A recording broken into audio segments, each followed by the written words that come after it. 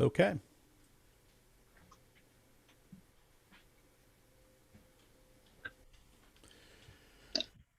You're all set. Cool.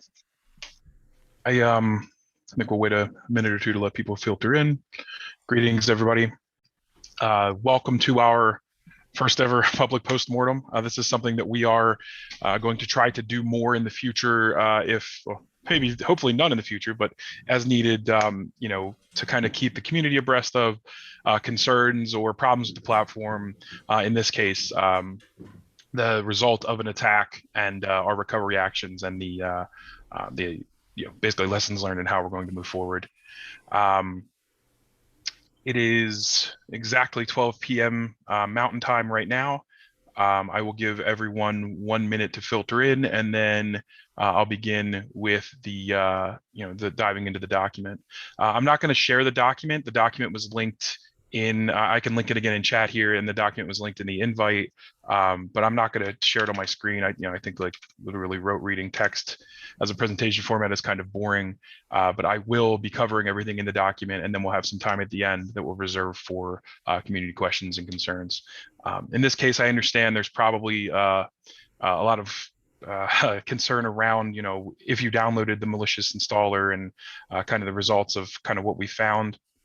I can say that the things we did find were encouraging. I haven't seen any confirmed reports of people's machines being fully compromised by this. I will say, though, if you did install the malicious installer, the .rar file that was hosted for about 49 minutes, that you should reinstall your operating system and move your keys, move your coins to a wallet whose keys you are sure have never been on the same host as the compromised software. With that being said, I think that as far as attacks go, this one was pretty manageable and pretty reasonable in its blast radius. And I think that major kudos to Mariano in particular for catching this as quickly as he did, and we were able to revert it. So it's 12:02 now. I'm just going to dive right into the postmortem here.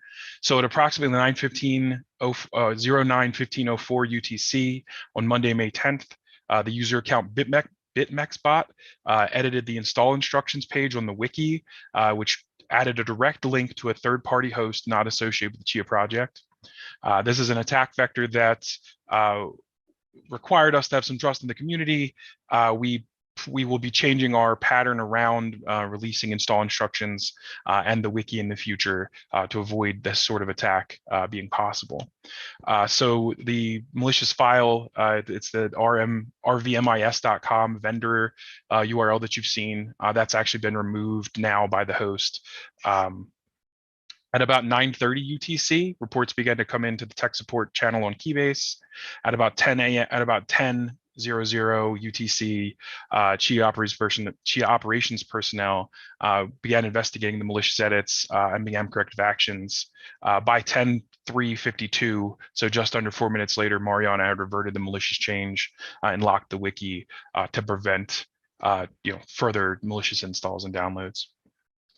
The root cause here is that a malicious user redirected downloads to this malicious URL with an unreviewed wiki edit via what we believe to be the GitHub web UI.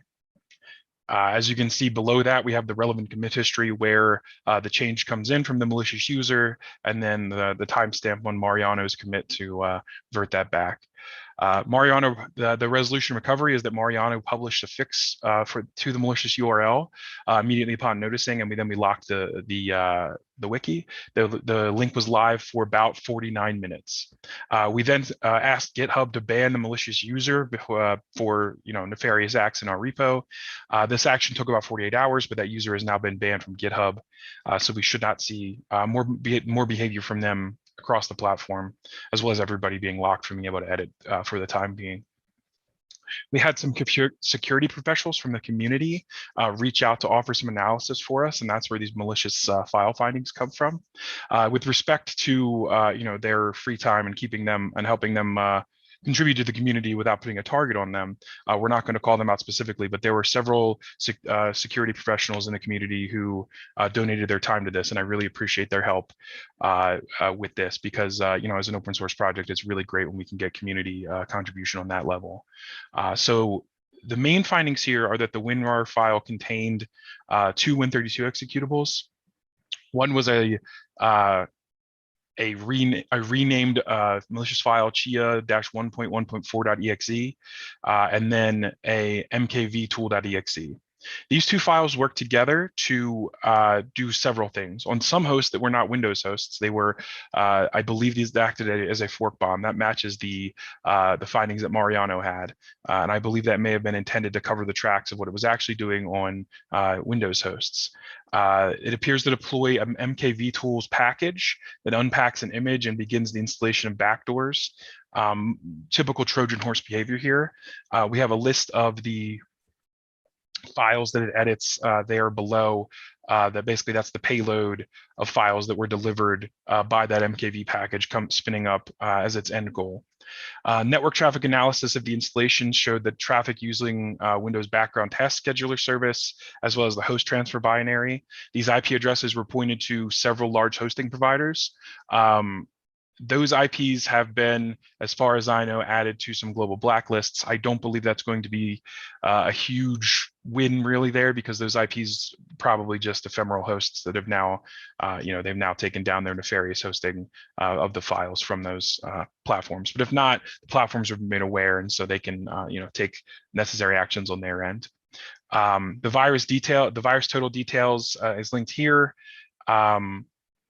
We also have a couple images linked here that are the basic analysis of the process execution for the two malicious files that were part of the payload.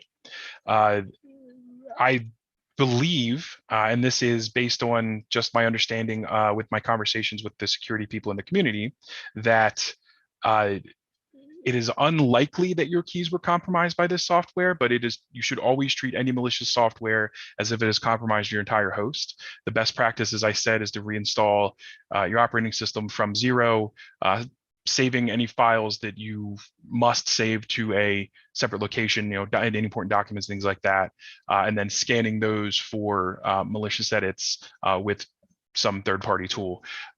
Your favorite virus and malware scanner will probably do the trick. As far as your Chia wallet, if you had a wallet and keys on the host with malicious software, I would create a new wallet with a new set of 24 words, transfer your Chia to this new wallet, and then your plots. The good news is that you will be able to change your reward address in your config.yaml to your new wallet without losing the plots already plotted to that private key. So this is, as I said, as far as compromises go, not as bad as other potential attacks could have been, and so the recovery actions are maybe a little draconian, but I think if you take all those steps, you can be confident in the fact that your Chia and your platform will be safe going forward in the future. So with all that being said, I will turn the floor over to questions. And I don't know if Gene had a couple that he maybe spotted, or if there were any coming in. I think you might be muted, Gene. So far, it's been quiet from the community. Okay. Yeah, I mean, do you have any questions, Gene? I can. No, only thing I would add is that I was there as well. We were all, oddly enough, up very late that night. The window of this attack is actually very good, because it was basically, if you think about it from East Coast point of view, before the East Coast woke up, Mariano was primarily on it because he was in Japan, and therefore it was daytime for him. And you and I were up because we're nuts. But anyway. Okay, will you still allow the community to help contribute to the wiki in the future after the changes? Absolutely. Yeah.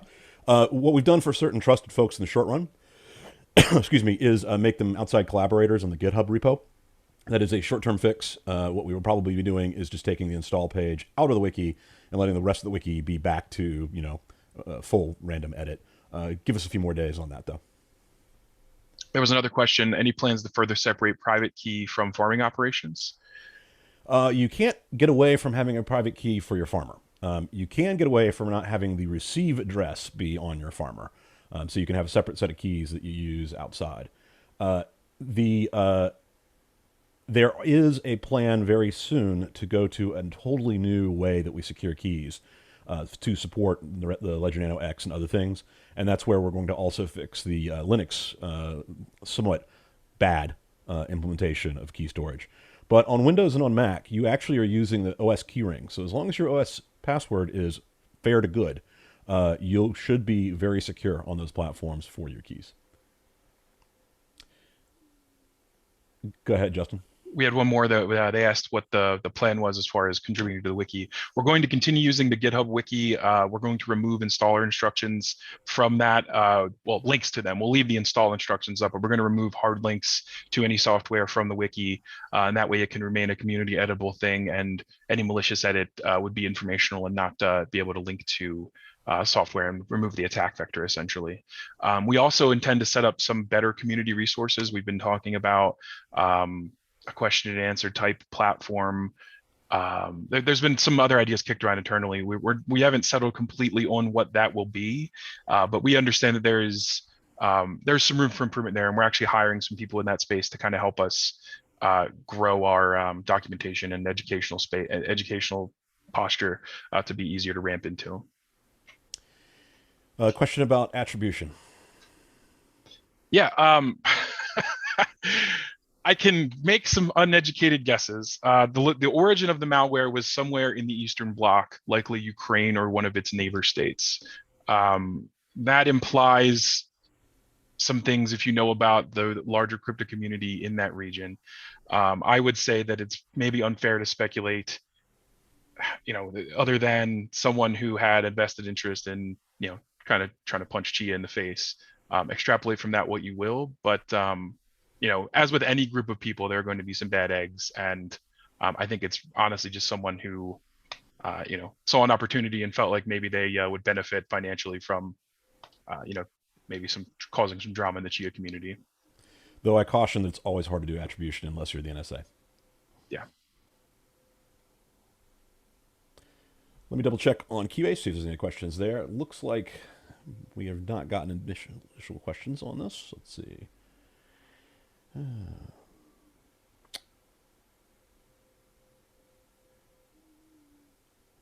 Is it possible that a similar attack went unnoticed before? Unlikely.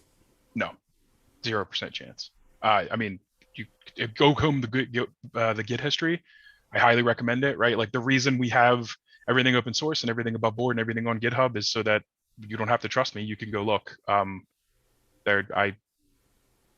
would say that the chances are like 0.0%. Somebody's definitely, there are things that have definitely been tried, but our security is pretty strong. So, they've kind of bounced off the hall until now, and I intend to make it so that this isn't an attack vector ever again. So, Justin, can people at us in Keybase? Only like 3 people. The rest of you know. Okay, one last silly question, and I think we'll wrap up. What's behind the screen? A bunch of baby stuff. I'm like I have a little baby, and she's like a bouncer and stuff behind me. It's kind of messy, so that's what's back there. You can see like maybe a little blue of it peeking through over my shoulder.